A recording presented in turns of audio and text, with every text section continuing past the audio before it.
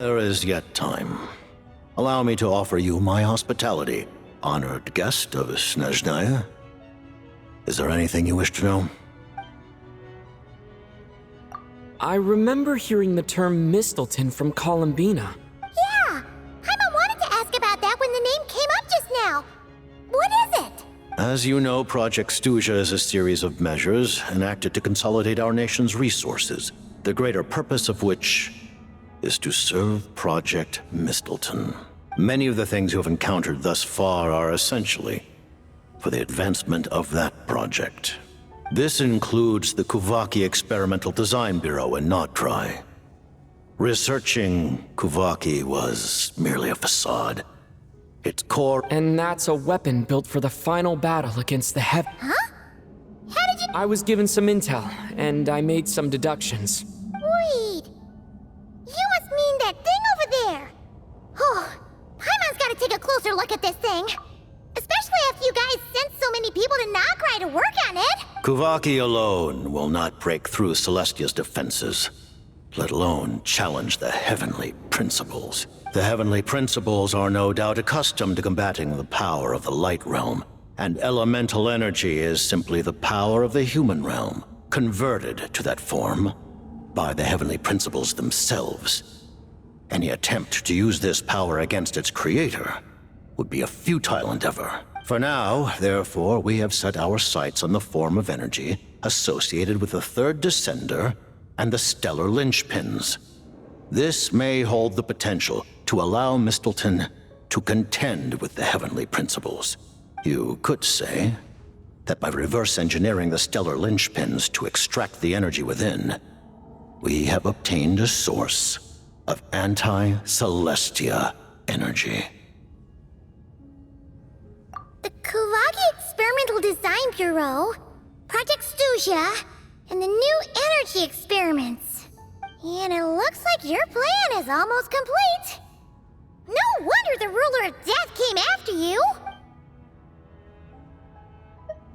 Her Majesty the Tsaritsa has embarked upon an expedition to vanquish a monster. Seems like the powers that be in Snezhnaya don't intend to hold my past conflicts with the Fatui against me. The Harbingers have been granted significant autonomy in retrieving the Gnosis.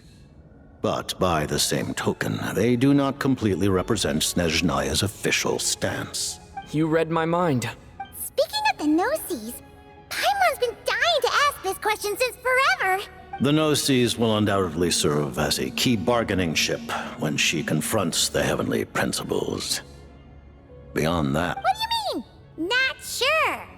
Don't you make the rules? Taking on the heavenly principles is something most people wouldn't even entertain in their wildest fantasies. Why is the Tsaritsa so fixated on this? into that today, civilization is nothing but an illusion.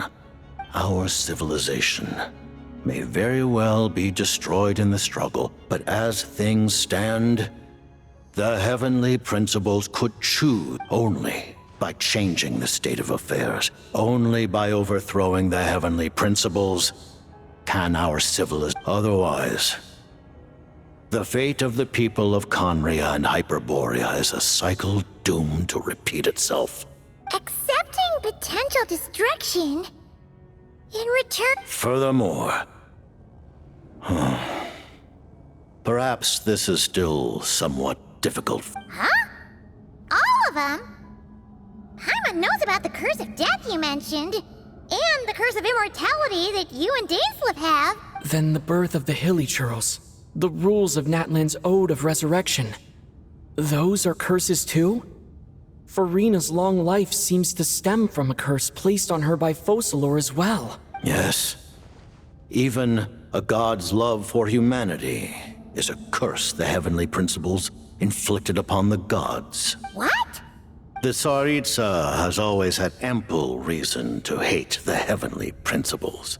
If she can seize their authority, she will reconstruct the entire world, and when that time comes, humanity will be completely liberated from curses and lies. Look forward to it.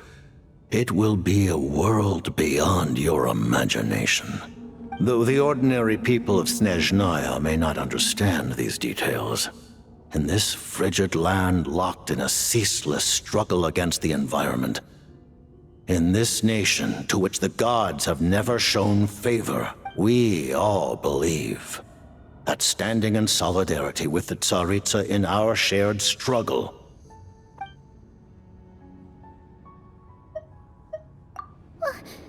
Paimon really doesn't remember.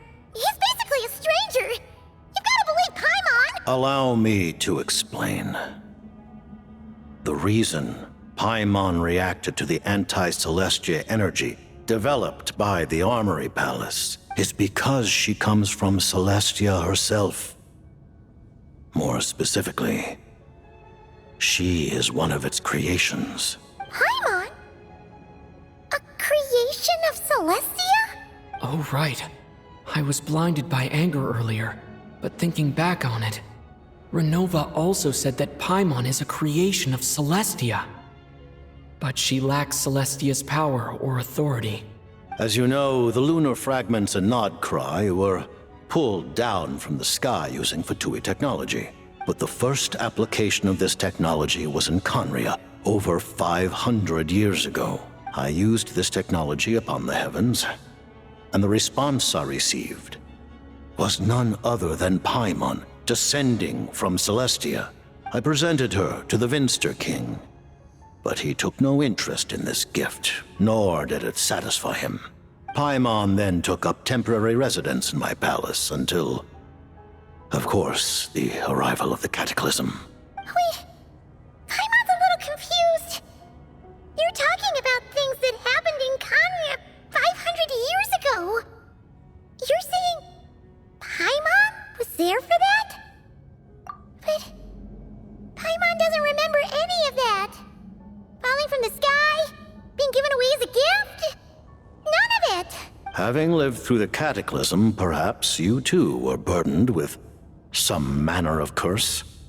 Although, losing your memories would indeed be the smallest price I've ever seen paid. But it's not just her memories from Conria. Paimon doesn't even know how she spent the last 500 years. She only has memories from the past few years. No matter how hard she tries to remember, what was Paimon like back in Conria? Did she know a whole lot because she came from Celestia? Was she super smart? Unfortunately, when you arrived in Conria, your consciousness was like that of a newborn infant. None could say what kind of being you once were in Celestia. During the time you lived in Conria, your personality was no different from how it is now. Ah, man! Paimon's plan to get her memories back and become super smart is ruined before it could even start. You know, even though Paimon lost her memories, she still feels weirdly close to you for some reason. That must mean you took pretty good care of Paimon back then, huh? On the contrary, I completely ignored your existence. I was entirely focused on my struggle against Troptatir the Wise.